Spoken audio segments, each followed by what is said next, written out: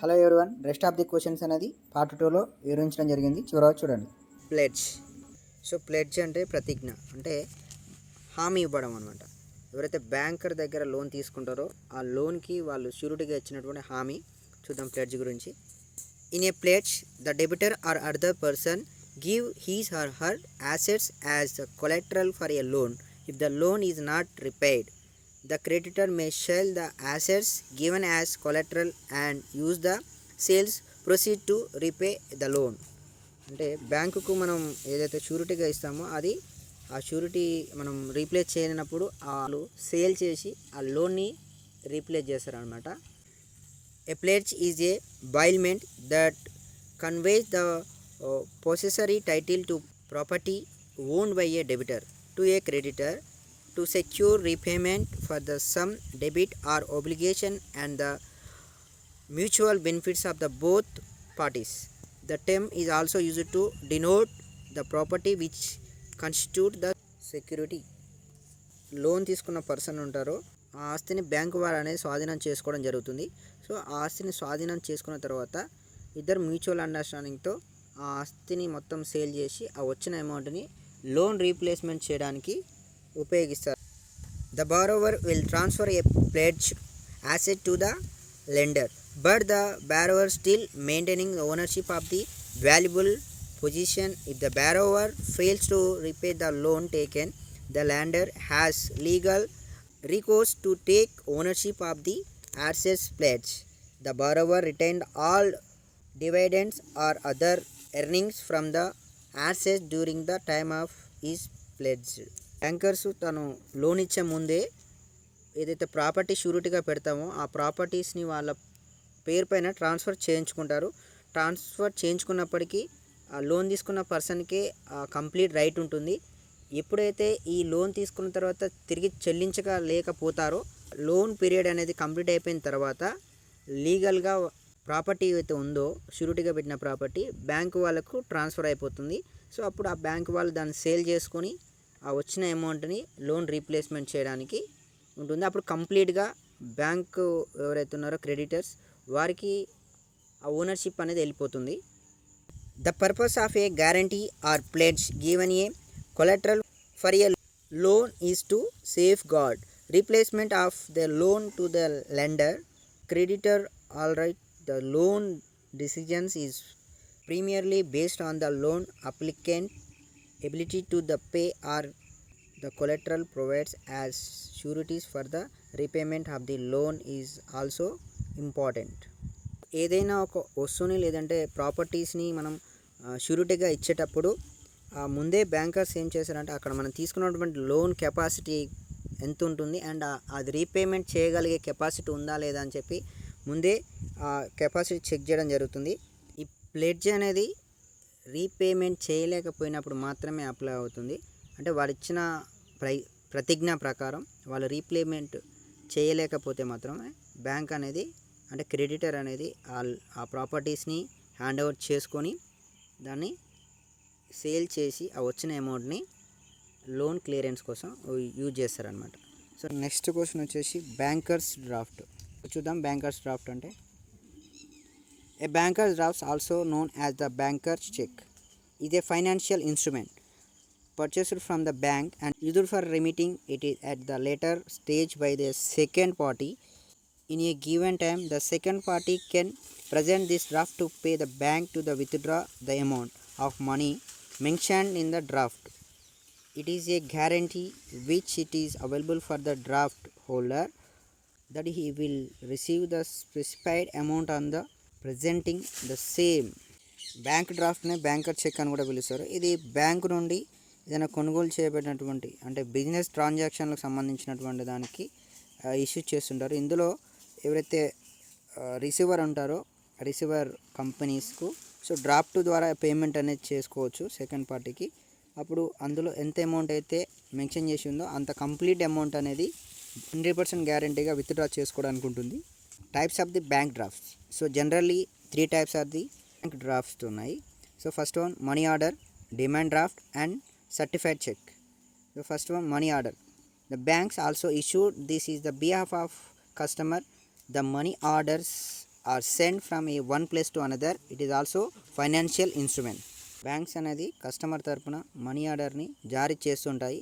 ఇవి ఒక ప్లేస్లో ఉన్నటువంటి ఇంకొక ప్లేస్కి పంపించడానికి వీలుగా ఉండడానికి మనీ ఆర్డర్ అనేది చేస్తుంటారు. Next demand draft. It is used wear the face and recipient are not in the same place. The money get transferred into the receiver bank accounts and depositing the draft. So మనం payment అయితే ఎవరికైతే చేయాల్సిన person and చేసే person and receive చేసుకునే person ఒకే ప్లేస్లో లేనప్పుడు ఈ demand draft ద్వారా వేసినప్పుడు డైరెక్ట్గా ఆ రిసీవర్ బ్యాంక్లోకి అనేది వెళ్ళిపోతుంది. Next certified checks. The money is sent to the recipient's bank account through the bank. The bank charges some amount of commission from that. Therefore, it is the one of the safest method of money transfer. So మనం ఎవరికైతే amount అనేది ఇవ్వాలో check ద్వారా మనం బ్యాంకులో వచ్చినప్పుడు so డైరెక్ట్గా check ద్వారా ఆ అమౌంట్ అనేది అతని అకౌంట్లోకి ట్రాన్స్ఫర్ చేయబడుతుంది అండ్ దీనికి కొంత కమిషన్ అనేది బ్యాంక్ అనేది ఛార్జ్ చేయడం జరుగుతుంది అనమాట. సో నెక్స్ట్ వచ్చేసి advantages of bank drafts. Usefulness అంటే చెక్స్ అనేది చాలా ఉపయోగపడేటువంటి ఫైనాన్షియల్ ట్రాన్సాక్షన్లో ఫస్ట్ పొజిషన్లో ఉంటాయన్నమాట.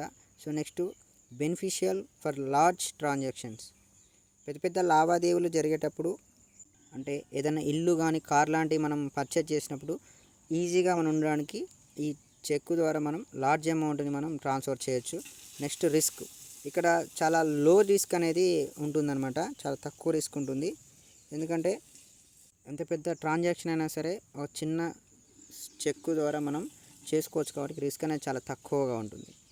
Next authenticity. సో అథెంటిసిటీ అంటే ప్రామాణికత అని అర్థం. సో ప్రామాణికత అంటే లేటెస్ట్గా ఉన్నటువంటిది అండ్ ఎలాంటి ప్రాబ్లం లేకుండా మనం ఈజీగా మనం ట్రాన్సాక్షన్ అనేది చేయొచ్చు బ్యాంక్ టు బ్యాంక్. అండ్ ఇక్కడ కాకపోతే ఫోర్జరీ మొదలైన వాటి దాంతో సంబంధం ఏమి ఉండదు, ఫోర్జరీ లాంటివి కూడా ఏమి ఉండదు.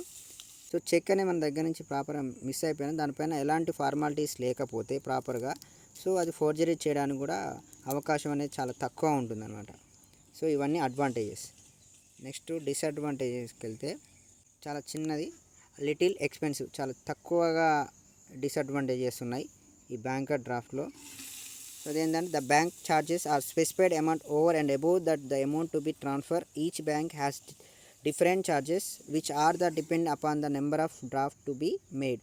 సో ఆ లిటిల్ ఎక్స్పెన్సివ్ ఏంటంటే ఈ అమౌంట్ విషయానికి వచ్చేసరికి అంటే మనం బ్యాంక్ టు బ్యాంక్ ట్రాన్స్ఫర్ అయ్యేటప్పుడు ఏదైతే డిమాండ్ డ్రాఫ్ట్ ఉందో ఆ డ్రాఫ్ట్ నెంబర్స్ని బట్టి ఆ బ్యాంక్ నెంబర్స్ని బట్టి ఛార్జెస్ అనేది కలెక్ట్ చేస్తూ ఉంటారు చెక్కు. సో అదొకటే డిసడ్వాంటేజెస్. కొన్ని బ్యాంక్ తక్కువ అమౌంట్, కొన్ని బ్యాంక్ చాలా ఎక్కువ అమౌంట్ అనేది ఛార్జ్ చేయడం జరుగుతుంది.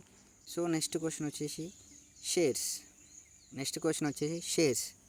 A company's capital is divided into a small equal units of a number. Each unit is known as a share.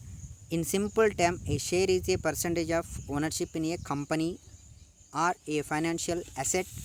Investors who hold shares of any company are known as a shareholders.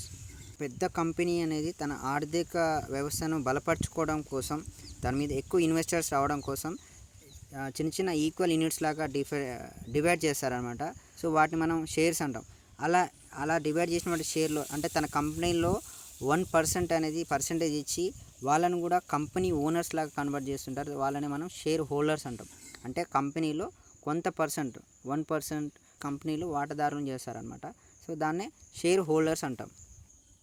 So for example, if the market capitalisation of a company is the 10 lakhs and a single share is priced at the 10 rupees, then the number of shares to be issued will be 1 lakh.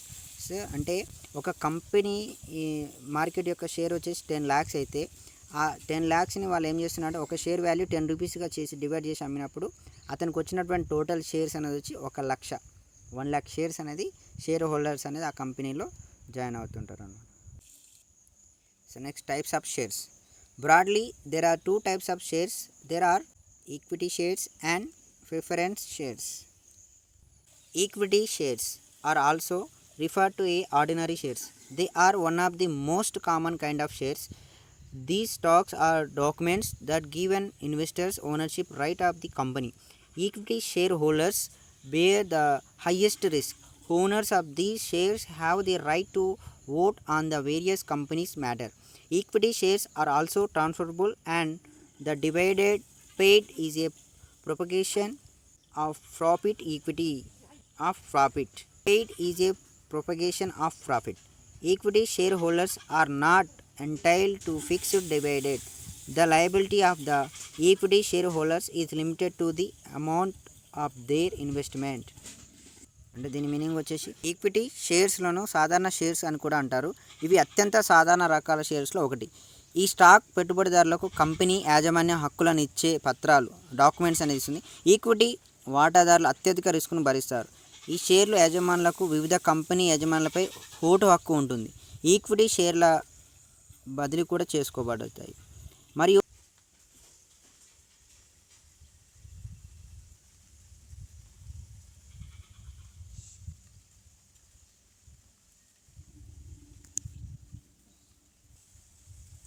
So next question, checks. A check is a financial document that order a bank to pay a particular amount of money from a person's account to another individual or company's account in whose name the check has been made or issued. The check utilized to make the safe, secure and the convenient payment. Cheque అనేది ఒక వ్యక్తి ఖాతా నుండి check ఎవరి పేరు మీద తయారు చేయబడుతుందో లేదా జారీ చేయబడుతుందో ఆ వ్యక్తి లేదా కంపెనీ ఖాతాకు ఒక నిర్దిష్ట అమౌంట్ని చెల్లించమని బ్యాంకును ఆదేశించే ఒక పేపర్. ఈ చెక్కు చాలా సురక్షితమైనది, భద్రతమైనది మరియు అనుకూలమైన పేమెంట్ చేయడానికి ఉపయోగపడుతుంది. A cheque is a important document that an individual, company, government and others use to transact their business. These are various types of checks used in our banking system which have certain protocol that we need to follow while writing a check. For example, overwriting on the check is not permitted. Cheque అనేది ఒక వ్యక్తి లేదా company లేదా government మరియు ఇతరులు తమ వ్యాపారాన్ని transaction చేసుకోవడానికి ఉపయోగించే ఒక ఇంపార్టెంట్ డాక్యుమెంట్. మనం బ్యాంకింగ్ వ్యవస్థలో వివిధ రకాల చెక్కులు ఉపయోగపడుతుంటాయి. సో వీటిని చెక్కు రాసేటప్పుడు మనం అనుసరించాల్సిన కొన్ని ప్రోటోకాల్స్ ఫాలో అవ్వాల్సి ఉంటుంది. ఫర్ ఎగ్జాంపుల్, మన చెక్ పైన ఓవర్ రైటింగ్ అనేది చేయడం అనుమతించబడదు. The different types of cheque in India. సో జనరల్గా మనకు చాలా టైప్స్ ఉన్నాయి, బట్ ఇక్కడ ఒక 9 టైప్స్ చెక్స్ గురించి ఇచ్చారు. Bearer cheque, order cheque and cross cheque, open cheque and post dated cheque, sale cheque, traveller cheque, self cheque, banker cheque. So these are the 9 types of the cheques. Bearer cheque అంటే a person అయినా సరే ఆ చెక్ను తీసుకెళ్ళి transaction అనేది చేయొచ్చు అనమాట. ఎలాంటి authorisation issues ఎలాంటివి కూడా ఏమి ఉండవు. అది ఆర్డర్ చెక్ అంటే మాత్రం ఈ బ్యారర్ చెక్లా కాదు. సో ఖచ్చితంగా ఎవరి పేరు మీద అయితే చెక్ అనేది ఇష్యూ చేయబడుతుందో వాళ్ళు మాత్రమే ఆ చెక్ అనేది బ్యాంక్ ట్రాన్సాక్షన్కి తీసుకెళ్లాల్సి ఉంటుంది ఆ పర్సన్. నెక్స్ట్ వచ్చేసి crossed check.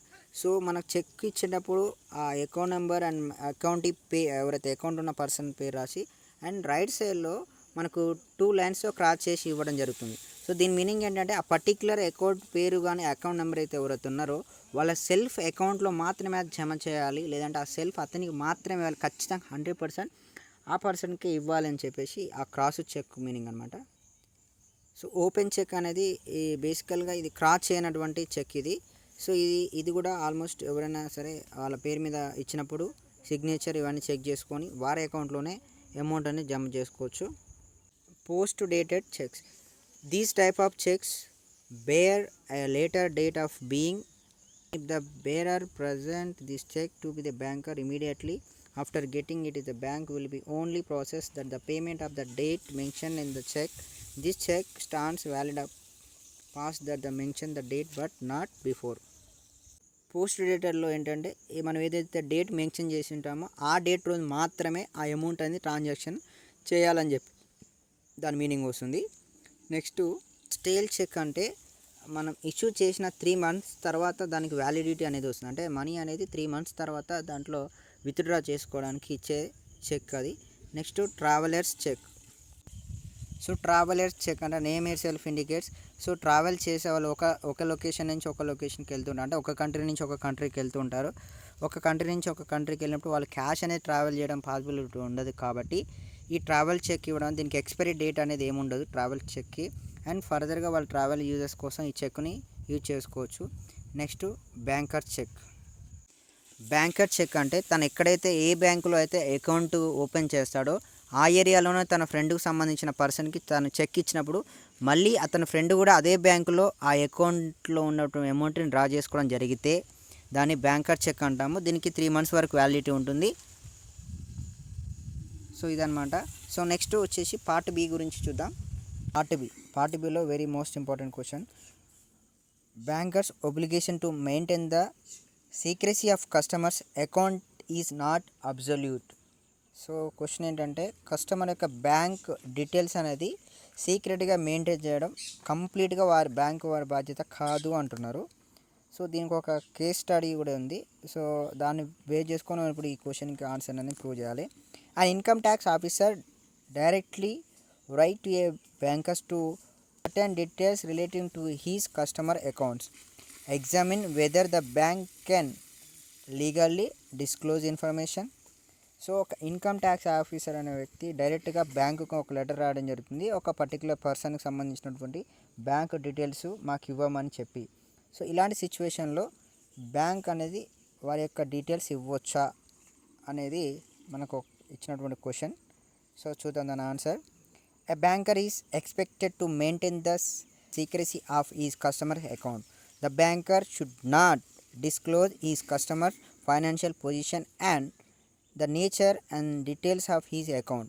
The bank owns a duty of secrecy in respect of its customers' affairs. There are expectations to this generally duty. So దీని మీనింగ్ ఏంటంటే ఒక బ్యాంకర్ తన కస్టమర్ ఖాతా యొక్క డీటెయిల్స్ అంటే బ్యాంకు డీటెయిల్స్ అనేది కాపాడుకోవాల్సినటువంటి బాధ్యత బ్యాంకర్స్దే. అండ్ తన యొక్క కస్టమర్కి ఆర్థిక పరిస్థితుల గురించి కానీ ఖాతా స్వభావం గురించి కానీ ఎలాంటి వివరాలు వెల్లడించకూడదు అని బ్యాంకు తన కస్టమర్ వ్యవహారాలకు సంబంధించిన ఈ సీక్రెసీ అనేది పాటించాల్సిన బాధ్యత ఉంది. కానీ దీనికి కొన్ని మినహాయింపులు ఉంటాయి అన్నమాట. సో ఆ మినహాయింపులు ఏంటో some circumstances the bank can be when the law requires such disclosure to be made, when the practice and usage of mortgage the bankers permit such disclose. చట్టం అనేది డీటెయిల్స్ చెప్పమని కోరినప్పుడు, లేదు అంటే బ్యాంకర్స్కు సంబంధించినటువంటి ఏవైనా ఇష్యూస్ ఉన్నప్పుడు అండ్ లా ఇన్వాల్వ్ అయినప్పుడు మాత్రం డిస్క్లోజ్ చేయొచ్చు, అంటే ఇన్ఫర్మేషన్ని. Disclosure of information required by the law. ఒకవేళ లా అనేది డిస్క్లోజ్ చేయమని అంటే ఇన్ఫర్మేషన్ని చెప్పమని ఎప్పుడు అడుగుతుందో ఒకసారి చూద్దాం. A banker will be justified in disclosing the information about his customers account on reasonable and proper occasions and is under statutory obligation to disclose the information relating to his customers account when the law specifically required him to do so. The banker would therefore the justified disclosing the information to meet the following statutory requirements. ఒక banker తన customer యొక్క ఖాతా గురించి సమాచారాన్ని సముచితమైన మరియు సూచిత సందర్భాల్లో వెల్లడించడానికి సమర్థించబడతాడు మరియు చట్టం ప్రత్యేకంగా ఆదేశించినప్పుడు తన కస్టమర్ ఖాతాను సంబంధించిన సమాచారాన్ని బహిర్గతం చేయడానికి చట్టబద్ధమైన బాధ్యతల కింద ఉంటాడు. కాబట్టి కింద చట్టబద్ధమైనటువంటి అవసరాలు తీర్చడానికి బ్యాంకర్ సమాచారాన్ని వెల్లడించడానికి సహకరిస్తాడు. Under the income tax act 1961, according to the section 131, the income tax authorities process the same powers as are vested in the court under the Code of Civil Procedure 1908 for the enforcing the attendance of any person including any officer of banking company and examining him on oath and compelling production of books of accounts and other documents and issuing the commissions.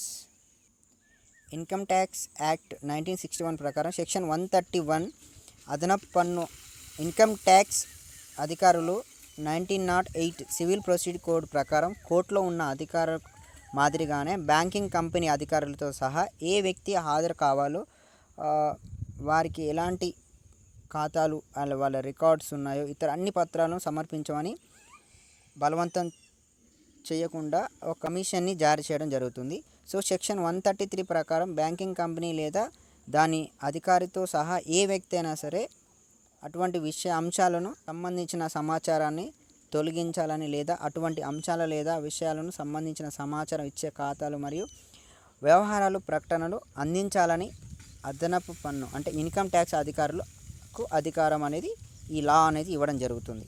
Under the companies act 1956 when the central government appointed an inspector to investigate the affairs of any joint stocks company under the section 235 or 237 of Companies Act 1956 it shall be the duty of all officers and other employees and agents of the company to produce all the books and the papers of or relating to the company which are in their custody or power, and otherwise to give the inspector all the assistance in connection with the investigation which they are reasonably able to give.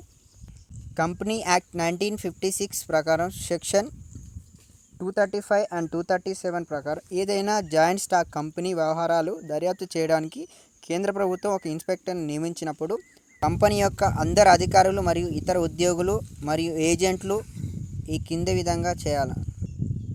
అధికారులు మరియు ఏజెంట్లు అందరూ వారి కస్టడీలో లేదా అధికారంలో ఉన్న కంపెనీకి సంబంధించిన అన్ని పుస్తకాలు మరియు పత్రాలు సమర్పించడం జరుగుతుంది. లేకపోతే దర్యాప్తు సంబంధించిన ఇన్స్పెక్టర్ అన్ని దానికి కోరుతాడు. Under the reserve bank of Indian act 1931 ప్రకారం భారత రిజర్వ్ బ్యాంకింగ్ కంపెనీల నుండి క్రెడిట్ సమాచారాన్ని సేకరిస్తుంది మరియు బ్యాంకింగ్ కంపెనీల నుండి ఏకీకృత క్రెడిట్ సమాచారాన్ని కూడా అందిస్తుంది. ప్రతి banking company reserve bank of India 1934లోని సెక్షన్ 45B ప్రకారం అటువంటి క్రెడిట్ సమాచారాన్ని రిజర్వ్ బ్యాంకు అందించడానికి చట్టబద్ధమైన బాధ్యతను కలిగి ఉంటుంది. అయితే చట్టం ప్రకారం రిజర్వ్ బ్యాంక్ అందించిన క్రెడిట్ సమాచారం బ్యాంకింగ్ కంపెనీలను సీక్రెట్గా ఉంచాలి.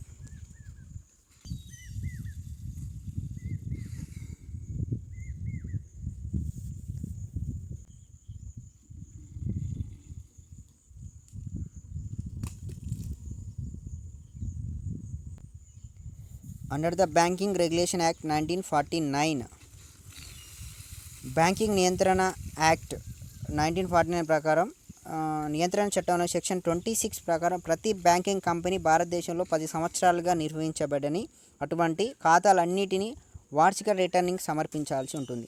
అటువంటి ప్రతి ఖాతా యొక్క క్రెడిట్ ఉన్న డిపాజిట్ల వివరాలు బ్యాంకులకు అందించాల్సి ఉంటుంది. 1958 గిఫ్ట్ ట్యాక్స్ చట్టంలోని సెక్షన్ 36 అండ్ ఇన్కమ్ ట్యాక్స్ యాక్ట్లోని సెక్షన్ 131 కింద అదనపు పన్ను అధికారులను ఇవ్వబడిన అధికారాలను పోలీస్ అధికారులకు గిఫ్ట్ ట్యాక్స్ అధికారాలను అందిస్తుంది. కాబట్టి బ్యాంక్ అనేది ఈ డిస్క్లోజ్ చేయడానికి ఈ పర్టిక్యులర్ రీజన్స్ ఉన్నప్పుడు మాత్రం మన యొక్క అకౌంట్ డీటెయిల్స్ అన్నీ కూడా చెప్పడానికి అవకాశం ఉంటుందన్నమాట. అండ్ అకార్డింగ్ టు లా ప్రకారం ఇలాగే thank you so much for watching. Please subscribe to my channel for more videos. Thank you so much.